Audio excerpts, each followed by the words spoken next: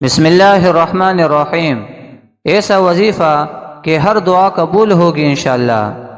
نبی کریم صلی اللہ علیہ وسلم نے فرمایا، جس شخص کی رات کو آنکھ کھلے اور وہ یہ دعا پڑھ لے، لا الہ الا اللہ وحدہ لا شریک لہ لہ الملک و لہ الحمد وہو علی کل شیء قدیر، الحمد للہ وسبحان اللہ ولا الہ الا اللہ واللہ اکبر ولا حول ولا قوت الا باللہ۔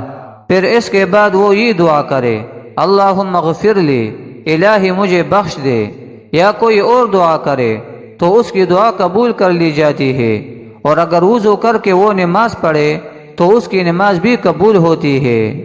دعا کی قبولیت کے لیے ایک اور عمل، یا سمیع یا مجیب، ہر نماز کے بعد 100 مرتبہ اول آخر 3 مرتبہ درود شریف پڑھے، انشاءاللہ دعا قبول ہوگی۔